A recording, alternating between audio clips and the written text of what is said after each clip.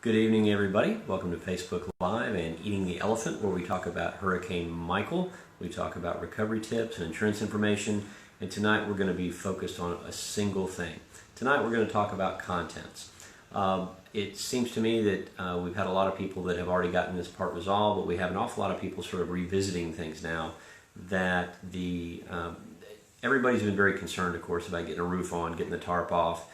A lot of people have begun work inside the home, which is great, but there's a lot of folks that I think have left contents to be sort of a second step in this process, and I think some people who may have understood it early on, and we've talked about contents lists and things like that and how to prepare them, but I think it's time to revisit it and time to maybe kind of give, instead of a Contents 101, let's do Contents 102.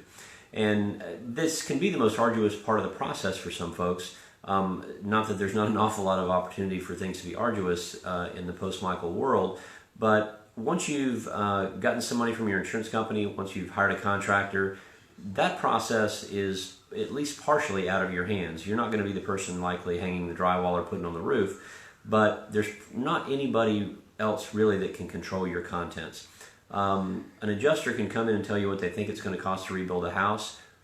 We can go back to that. We always have to remember that number comes in a little bit low, so what we need to do is deal with your contractor. And your contractor is the person that's going to put it back together, and they know what that's going to cost. And of course, they're going to give that number to the insurance company to work with.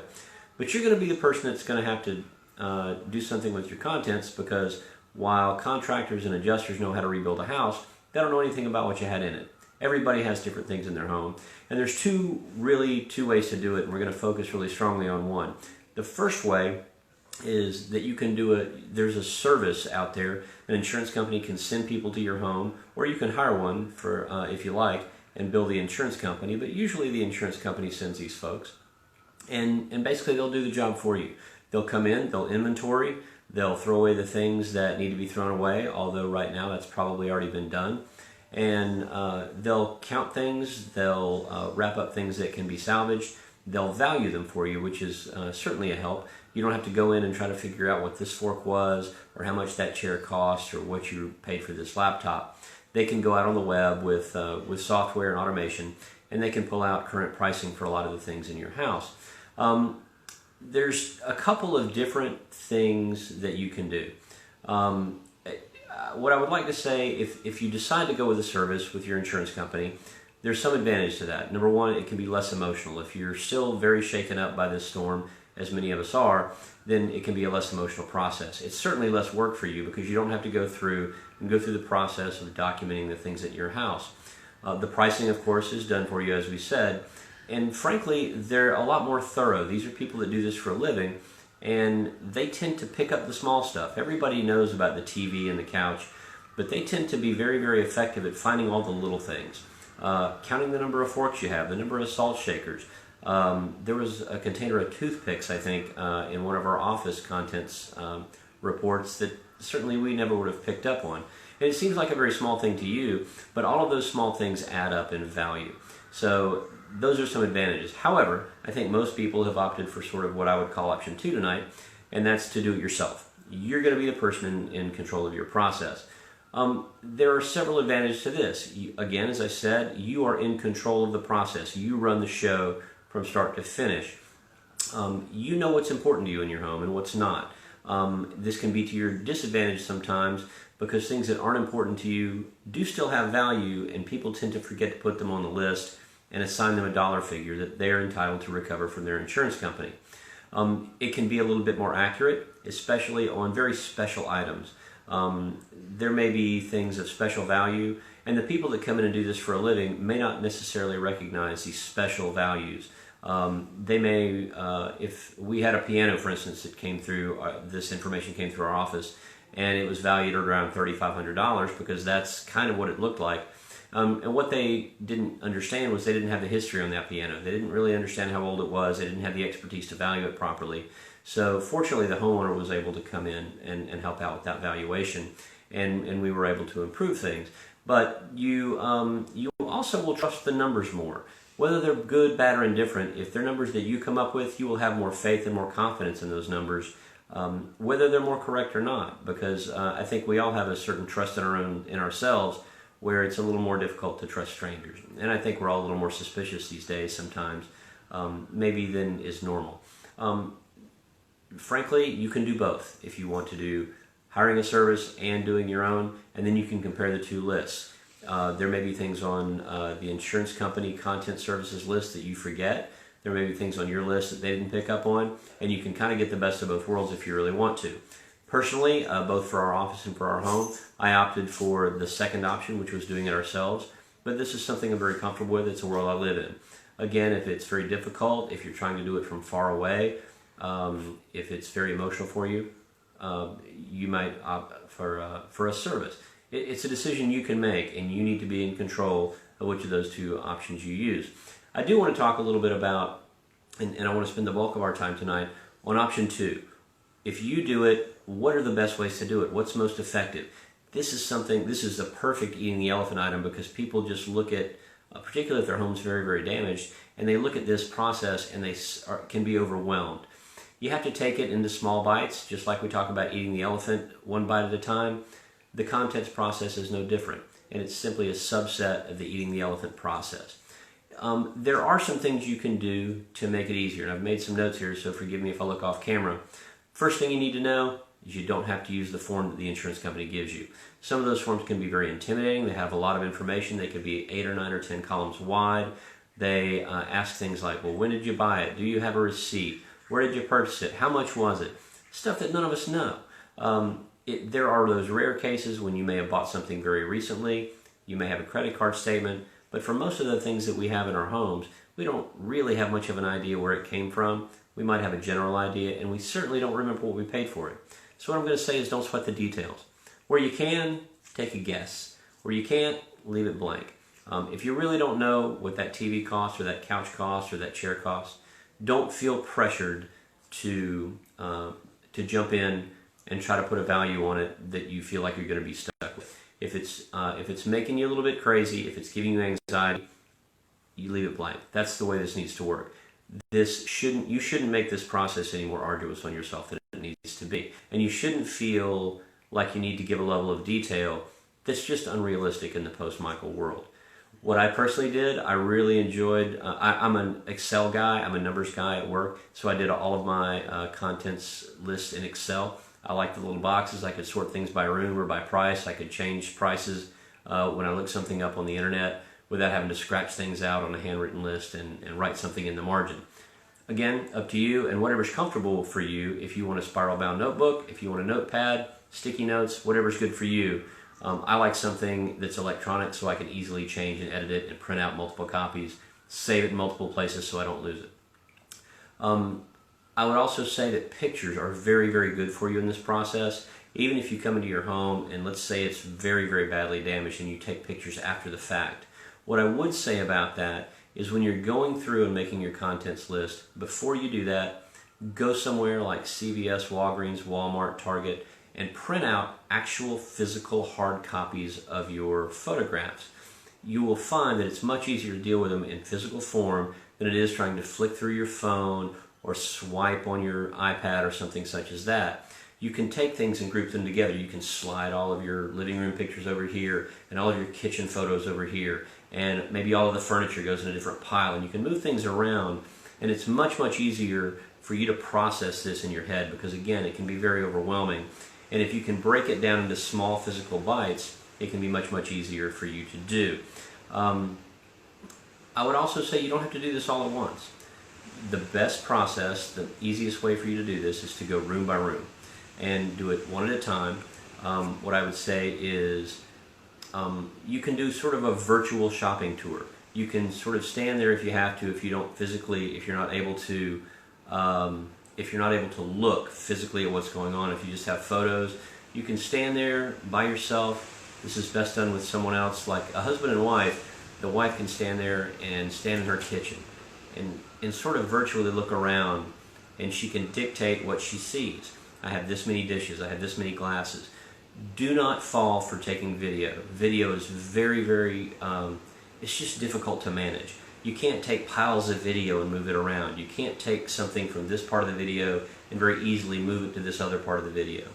The other problem is you're going to find that you're going to have to pick through an awful lot of information to get to one piece of data, and you're not going to be able to provide any of this data to the insurance company because no adjuster is going to sit there and look through an hour and a half of video of your home. It's just not sensible. Even if you send that to the adjuster, think about the number of claims an adjuster is dealing with. It's not a good use of their time for them to sit there and try to make a list from a moving video. If you email them a bunch of pictures, particularly if they're sorted by room or by building or something such as that, it is a much easier process both for you and for them. And it's easier for the two of you guys to communicate if there is some sort of problem, if there's some sort of misunderstanding. You can say, well, look at the batch of pictures over here and look toward the west wall, as opposed to look at the video at 48 minutes and 11 seconds. It just is much, much easier to deal with actual static photos. It may be a little more time consuming, but everybody's got a phone in their pocket these days. You can certainly do this. Again, it's my advice for your reference, just for your help. Print a stack of pictures for yourself, even if it's this tall. You may not ever need them, and you may be able to shred them 3 months from now, but it's better to have them and not need them than to need them and not have them. The reason you want these photos is not even to document your loss necessarily to the insurance company, which you may need to do, but it's to jog your memory. It is to make sure you don't leave something out and you don't shortchange yourself. It's very, very important. Again, you want to do sort of a virtual walkthrough of your house. If it's easier for you to do one room at a time, take a break, come back at it another day, do that. It's probably a little too much to do this entire thing at one time, at one sitting. I will say this as you're doing your sort of virtual walkthrough in your own head. Close your eyes and you look at it, and let's say you go to your kitchen. It's not enough to stand there and turn all the way around with your eyes closed. You need to go in and virtually open every single drawer. Look in that drawer. How much silverware is in there? Where's my spice rack? How much do I have? Oh, let me move these things in the cabinets. I know this sounds like a little bit of a silly process, but if you do this in your head and you force a little bit of discipline on yourself, you will find that you will pick up on a lot of things that you would otherwise miss. You need to look for things in drawers and cabinets. You need to focus on things that you don't use very often. I use a crock pot sometimes, a slow cooker. In the summer we never use it because that's not the greatest. It's better for soups and chili and stuff for cold weather. So I may forget that's even there for 3 or 4 months and it's in the back of an upper cabinet. So I'm still entitled to recover value for that if it's damaged. So don't shortchange yourself. The small things are going to become very valuable to you. Very small things can have a very high, very concentrated value, and you tend to miss those. Going back to drawers again and cabinets, but also closets. Think of what we tend to do as humans. We're pack rats. We tuck things away in corners and we stick them in the back of the closet or up on a high shelf, and then we tend to forget about them. So you need to be very disciplined with yourself to think that through and to really work on that. Walk through your closet, pull the hangers apart in your own mind, and make sure you don't miss something. The garage, the junk drawer. These things sound a little bit silly on the surface, but there's an awful lot of value to be had. And even if you don't replace all of those things, there is value to those items that you were entitled to recover from your insurance company. Let me say one more thing about contents and the value. If there is any question in your mind about a particular item, let's say you have a TV that has now been discarded. Well, was it a 42-inch TV or a 48-inch TV? You really don't know. I have to tell you, in my assessment, that is now a 48-inch television. And you need to lean things in your favor. Do not lie. Lying is insurance fraud, and you can't do that. And even if you were to never get caught, it's just immoral and it's wrong. And we don't want to game this process. So, if you're not sure about something, you need to lean it in your favor. You need to take the higher value of a particular range. If something is $100 to $200, in my opinion, the way you fill out your value form is it's a $200 item. The reason I say this is twofold. Number one, an insurance company is not going to give you more money than you asked for. You're going to have a value, and they're going to give you that value, and they may argue with you a little bit on it, or they may look at some depreciation. But they're never going to say, oh, you had a $400 TV, we're going to give you a $500 TV. You're going to have to ask for those things, and again, advocate for yourself. Remember that ambiguity is always construed in favor of the insured. The insurance company gets to make the rules, the insurance company gets to set the price, and the insurance company gets to write the insurance policy, which is a contract between you and them. Any ambiguity, any misunderstanding goes in your favor. So I'm not saying to lie, I'm not saying to be dishonest, but I am saying you need to lean this in your favor, and you need to advocate for yourself and put yourself in the best position that you possibly can. You deserve value, and you deserve to recover the things that you've lost. You deserve to be put back in the position that you were in before this storm. I'm going to leave 2 parting tips about your contents list. Number 1, leave a pad by your bedside. I can tell you without exception, you will think about some of these things at 2:30 in the morning. If you write them down, you can go back to sleep. If you don't write them down, they will nag you and you will be awake an hour, and that's unnecessary. We all need to take care of ourselves. You need your rest, and you don't need to have these things kind of chirping around in your brain.